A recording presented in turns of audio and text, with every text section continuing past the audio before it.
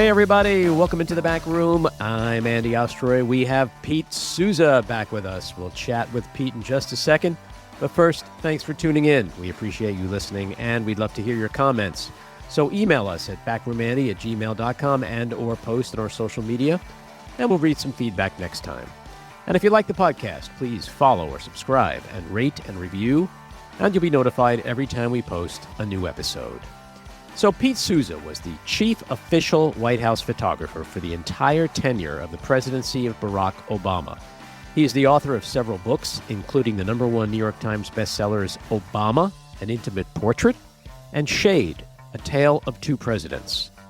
A photojournalist since the late 1970s, Pete was also an official White House photographer during the Reagan administration, a freelance photographer for Life and National Geographic, and the Washington-based natural national photographer for the Chicago Tribune. A documentary about his work at the White House, The Way I See It, was nominated for an Emmy, and its premiere was the highest-rated non-news, non-live program in MSNBC history. He is a professor emeritus at Ohio University's School of Visual Communications, and in 2021, Pete was inducted into the International Photography Hall of Fame. Pete, welcome back into the back room. Thanks for having me.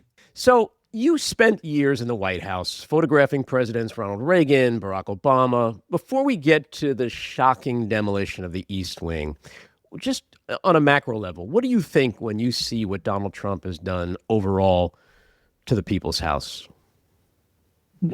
I don't even know where to begin. The ornateness, for instance, of the Oval Office. Well, let me first say this. Every president makes some changes, does some renovations. The Oval Office is different for the decoration in the Oval Office is different for every president.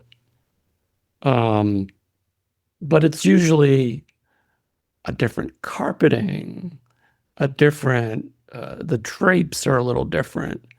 They might choose particular paintings to hang in the Oval Office.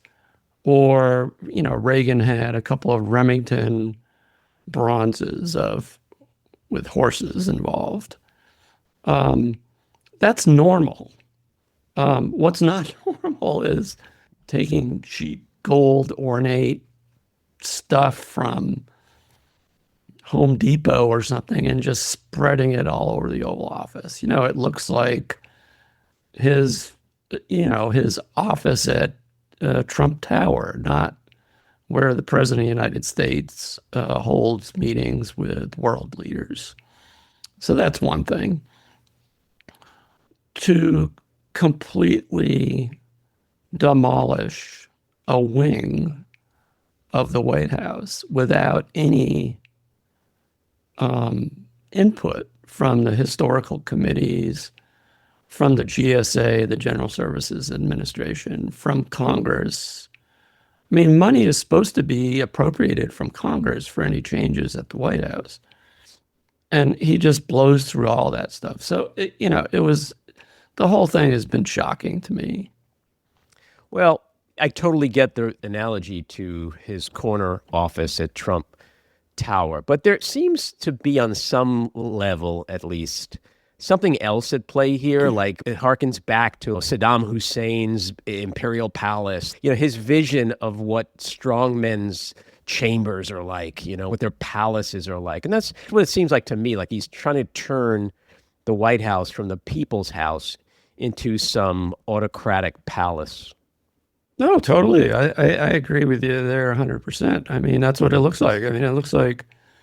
Or a whorehouse. The whorehouse. Somebody had some photos of some of the insides of Jeffrey Epstein's house where the similarities between some of the rooms in that house versus some of the rooms in the White House now.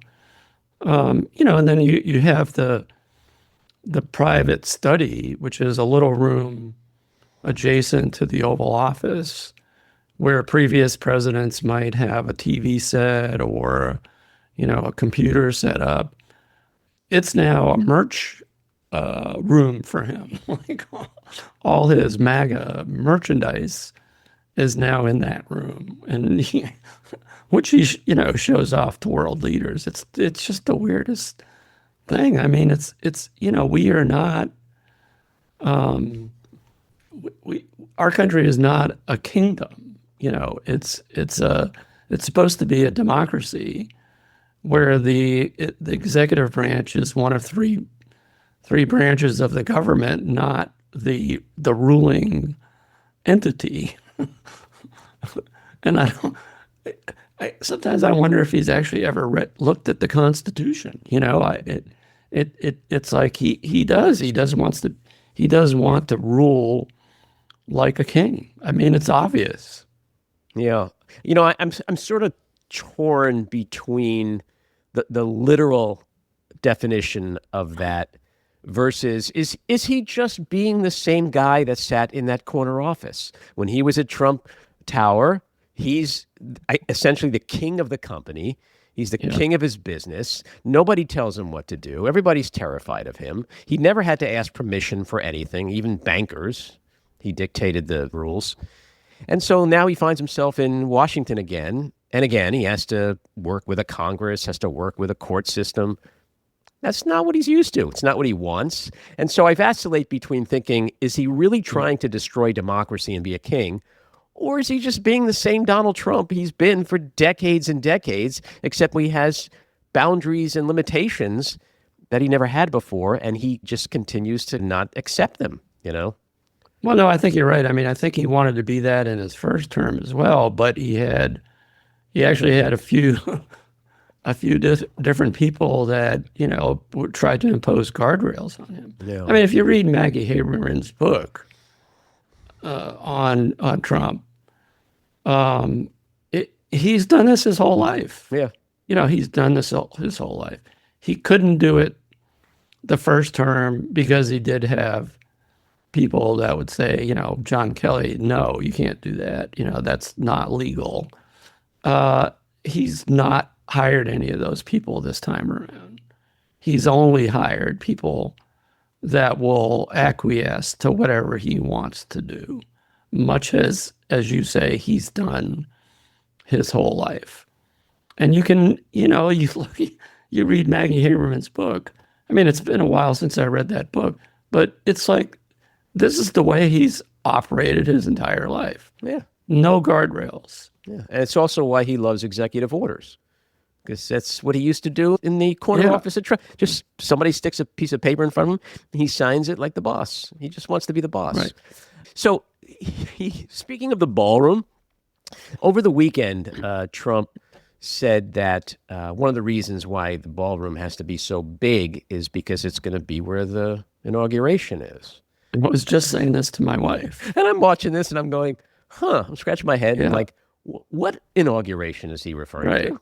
Yeah. Well, I don't know if he thinks he's going to be inaugurated again, or, he thinks that he alone can move the inauguration from the U.S. Capitol, to the Trump ballroom, because, that's what it will be called, and it will be emblazoned in gold. Mm-hmm. Those words, Donald J. Trump Ballroom. Visible from any camera angle. Visible inside and outside. And then he also said, something about, it's taking a lot longer because there's going to be bulletproof windows, and it's going to be drone proof. Mm. So, I guess our enemies can't, drone strike the ballroom. Yeah. Unlike all the other windows in the White House, right? Which aren't drone proof or bulletproof, perhaps. Right. And so, speaking of the East Wing itself, I'm sure you have so many memories. What comes to mind when you think back on the days of Reagan and Obama and shooting in that wing, spending time in that wing? I mean, let me set the stage a little bit. I mean, I spent, the President of the United States works in the West Wing. And that's where I spent the majority of my time, the Oval Office, the Cabinet Room, Situation Room, etc. The East Wing is kind of the First Lady's domain, and but also includes the offices that essentially plan all the events at the White House, whether they're events on the South Lawn. I mean, these are presidential events, the South Lawn, East Room, Rose Garden, any of the events that take place at the White House. The planning of those events originates in the East Wing. My personal presence in the East Wing was, if I wasn't going to walk over there to see some of my friends that worked in the East Wing, that worked for the First Lady or the Legislative Affairs Office, or the military aides had their office there. The social office had their office there. When the President of the United States would go over there, both Reagan and Obama, it was more often to use the family theater. The family theater was maybe a 88-seat theater that had a movie camera, but also the ability to project live TV. So the Reagans would watch movies in there very often. President Obama used it for screenings of new films. Whether it was we screened Lincoln, the movie Lincoln there. There was a documentary on the Tuskegee Airmen that was screened there. Films like that. And it'd be an event. Like, people that were in the movie would come to the screening, and there'd be, refreshments. And then the Super Bowl would always be projected in that room, and members of Congress would come, and so on and so forth. So those are the memories that I have. Also, at Christmas time, I mean, this was, to set the stage a little bit, this was also the main entrance for people going on public tours of the White House. They would go through security outside the East Wing, and then they would enter the doors from the East Wing. And they would walk down this long hallway, and there would be photographs from past presidencies hanging along that hallway, including some of mine from the Reagan years. And then at Christmas time, that was like the entrance to Christmas. I mean, it would be decked out with trees and decorations. And so those are the kind of the memories I have. The one in particular, I think when we screened Lincoln, Daniel Day-Lewis played Lincoln. Steven Spielberg directed that film. He was there. And I got to sit in the back of the room and watch Lincoln with everyone. And there's Daniel Day-Lewis. He was Lincoln. I mean, he brought Lincoln alive. And I remember at the end of the screening, President Obama invited the cast up to the White House residence and brought Daniel Day-Lewis into the Lincoln bedroom. Now, mind you, I had just seen his performance as Lincoln. He was Lincoln. He was Lincoln. And at one point, there's a copy of the Gettysburg Address signed by Lincoln under bulletproof glass in the Lincoln bedroom. And at one point, Daniel Day-Lewis was looking at the Gettysburg Address by himself. And I mean, chills just went up my spine, because it was as if Lincoln himself was looking at that Gettysburg Address. And, people should definitely check out your photos from a lot of the stuff you've mentioned. I mean, they're great photos of Ron and Nancy Reagan in the theater, Obama watching the Super Bowl, I think in 2009. You mentioned different plaques. Like, what? This may seem like a dumb question. It's really a rhetorical question, but like, when you see what Trump has just done with the plaques under the, I mean, my head explodes. Yeah. Everybody's head explodes. But like for someone like you, like it just, I can't even imagine what goes through your mind when you see him doing What stuff. what I don't understand is what goes through his mind.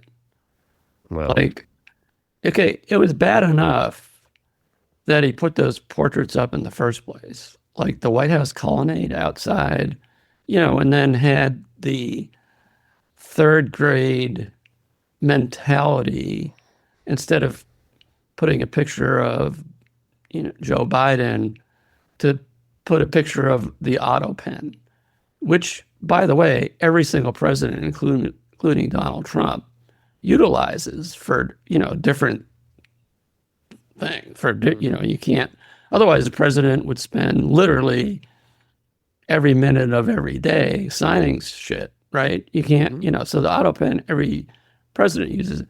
Like what kind of mentality would provoke someone to do that? So those hung for quite a while without any plaques. And then he puts these plaques up, which is like, again, it's like a third grade mentality. And it's all about denigrating the people that he doesn't like politically, Obama, Biden, and then like claims that, Reagan thought highly of Trump, for instance, as part of the plaque. Like, who does that? But there's like, what? I mean, I hope when he dies that somebody does an autopsy of his brain and tells us why, why his brain does such crazy shit. Well, Pete, this may come as a shock, but I think when they do that autopsy, there's not going to be a brain, because I have this theory that there is some life form in some other planetary system, and they have sent the entire Trump family here to destroy us. And so if you cut them open, that's why he has no human emotions. It's like the shark from Jaws. You cut Trump open, and like there's beer cans, small fish, pennies. He's not a human being. It's the most bizarre thing I've ever seen in my life. I think he's a sociopath. You said third grader. I agree with you on some level. On another level, I think it's an insult to third graders. Well, it is an insult to third graders. Okay. Yeah. I think the thing that's hard for people like you and I and most of the country to understand is that while we all have some insecurities, right? This man has such crippling insecurities that no matter how much he achieves, he can never be happy. The only way he gets happy is by mashing into the ground anyone who threatens him on any level. That's the only thing that can explain, like, you're in the White House twice. Only 45 other people have achieved that. You've escaped every prosecution that existed on your inauguration day. You're not only a billionaire coming into the White House, but through your crypto scams and all that other shit, you have made more money, and your family has enriched themselves more than anyone could have possibly ever imagined. You have anything in the world you could ever want. And he's resorting to this third grade shit of like, I mean, I just had Ron Reagan Jr. on here again a couple of weeks ago, and as you know, his dad did not like Trump. Yeah. So it's kind of a hard explanation as to who he is and what he does. But on the other hand, it's actually quite simple. He's just a sociopath with crippling insecurities. Yeah. Either that or he's got like the same worm that RFK Jr. had, and it's still in his head, maybe.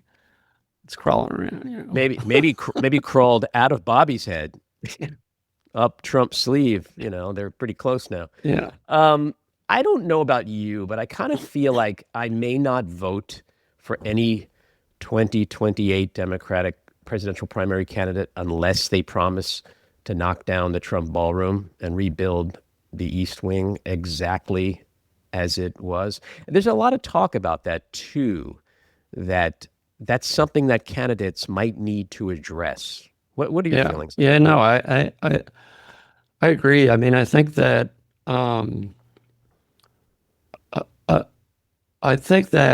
well, my hope actually is it doesn't get built. The ballroom. Yeah, you might be right about that. That there's enough resistance that it doesn't get off the ground. Maybe I'm being too optimistic. But so that's kind of my hope.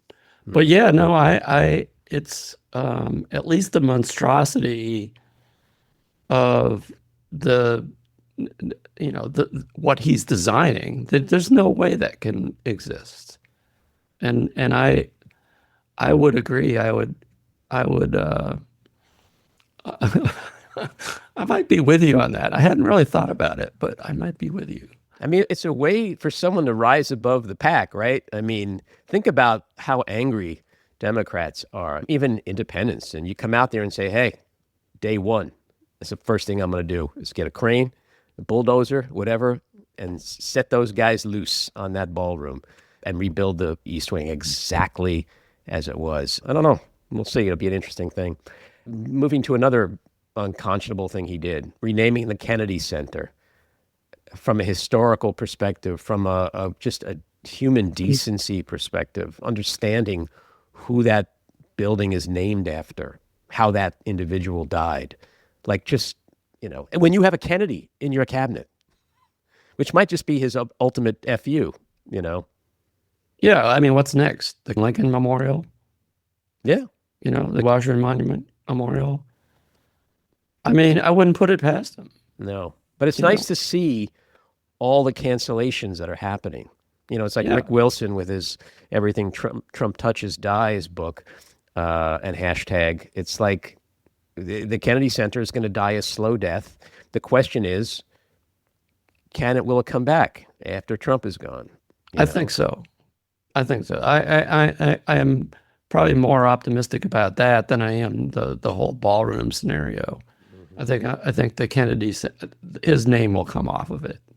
There's no question. This is an interesting question I have for you, because I have this debate with friends all the time and people on the show, and that is, there will be a day where he's not president anymore, and very likely there'll be a Democratic president, and very likely perhaps next year a Democratic House, maybe even a Senate one day, if not next year.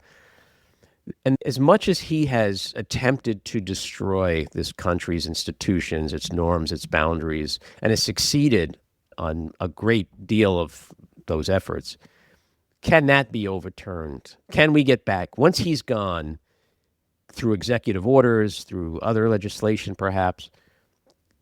You've been in the White House, you worked for different presidents, you see presidents come and go, you see administrations change, you've seen policies change. Do you feel like this country can kind of be like, all right, that was a weird fucking 10 years or for 14 years or whatever, and get back to some semblance of normalcy? Or do you think there's been real long-term or perhaps permanent damage done to this country?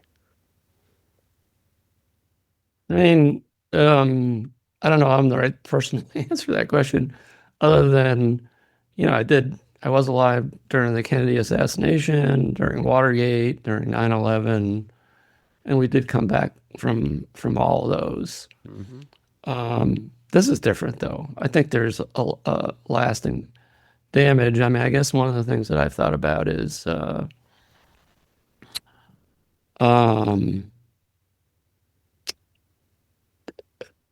will the world trust us again? More than anything, that we somehow allowed somebody like this. We elected this guy. Mm-hmm. You got a lot of votes, and what does our word stand for? If Barack Obama signs a Paris Climate Treaty, and then there's a possibility that it's for naught. Well, it is for naught now because he pulled out of it, along with millions of, not millions, but dozens and dozens of other good things that we did with other leaders around the world.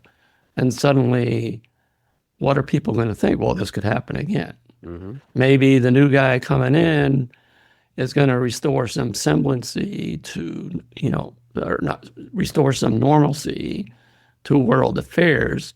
But, the country elected this guy twice. They could elect another guy like him. Mm-hmm. So I think that's my biggest concern is will our allies ever trust us again? No, you're a good person to have asked that question, because I think that's exactly, in my mind, the number one problem that we have is that you can't, once a trust is eroded, it's very difficult in a friendship, in a marriage, in politics, in an administration. It's very difficult to get that back, because the world doesn't see us anymore as that rock. That's one thing the world can count on, is that America will always stand for democracy. It'll always stand for the rule of law. It'll always stand for helping people throughout the world, providing aid. But how it, and also how can people in our country be so gullible to, like, I get the first time around why he got elected. I get it. But to be so gullible to elect him again? Was it gullible, or is it just hate and racism? I mean, I think it's well, I don't know. I wish I could answer that. I don't know what it is. I don't know how people got sucked in to thinking that, okay, all those lies he's telling us, he's actually going to do. Like, what? I don't know what it is. I think it's a combination of factors. Well, it's like you said, the first time is one thing. The second time, knowing he was a convicted felon, knowing it's like, what this else? Is who you want leading our country? Yeah. I mean, come on. More people than last time. That's the crazy thing. It's insane to me. It's just insane. That's not a good place to be when you're like in Europe thinking like, all right, are they going to be insane again? Insanity is not something you want to bank on, In our final couple of minutes here, in terms of Trump's first year of this second term, it's been a freaking roller coaster. There's been some really hideous things. As we draw to a close on this year, what are your biggest takeaways from what we've seen these past 12 months? And what's your biggest concern going into 26? Well, I mean, I think that it's surprising to me how gutless members of Congress can be. They have lost their sanity. Mm-hmm. Because without them, he couldn't be doing a lot of the things he's doing. Mm. I'm specifically referring, obviously, to members of the Republican Party in Congress. They're, you're talking about, you had Ron Reagan on. I mean, President Reagan, and the Republican Party, I mean, you may have completely disagreed with their policies, but they had some sane leaders, and I mean, I go through my old photos, and I ran across a photo of Howard Baker, former Senator Howard Baker. That he wouldn't put up with this bullshit. No, Jack Kemp, Alan Simpson, yes, Bob Dole, like these guys were. What happened? They're like Bernie Sanders by comparison. Those guys are gone. They're gone. They've been replaced by either cult members or just terrified cowards. Yeah, I think that's the one thing that's sort of surprised me.